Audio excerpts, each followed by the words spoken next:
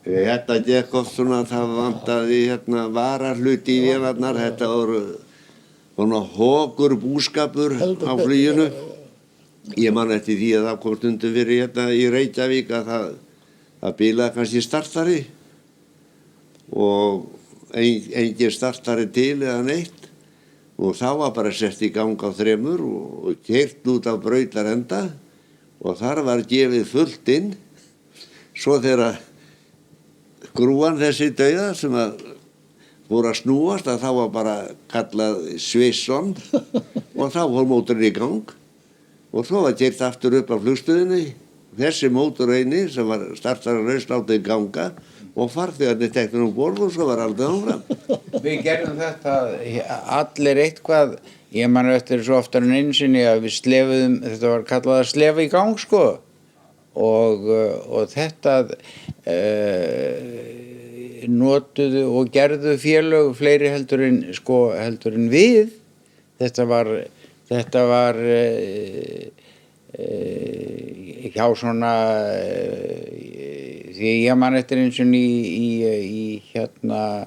í Kastrup að þá var ég held að það verið KLM sem að var að hún fekk leyfi til að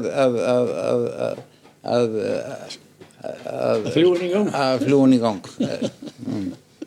Já. Það var einu sem við vorum í Kaupmannahöfn, ég og Magnús voru staddir þar og voru búin að vera í nokkra daga og þá vildi til að það var landsleikur í fótbolta milli Danmerkur og Íslands og átti að vera í Álaborg. Við vorum í Kaupmannahöfn og Fjarkinn var þarna, stóð þarna líka og Magnús, hann nú svo kaldur sko, að hann ákveði það að við bara skreppum til Álaborgar og horfa á leikinn, landsleikinn. Já. Og við flugum þangað til Álaborg og horfum á leikinn og drottningin, danska drottningin, hún kom þarna líka á þennan leik, en hún kom í jafnbraut. Og svo kom allur bærinn þarna í Álaborg þegar vorum að fara til að skoða vélina, það hafði ekki lent svona stór vél þarna á þessi flugvelli áður. Og eftir þetta þá stóð nú bara til þess að reka okkur Magnús, en það var nú hægt við það. Já, við höfum nú ekki alla sökina, því það var þarna stjórnarmaður sem var mikils metinn í stjórninni. Þorleifur Guðmundsson. Þorleifur, já. Og svo stöðvarstjórinn og þeir voru báðir meðmæltir því að þetta er gert.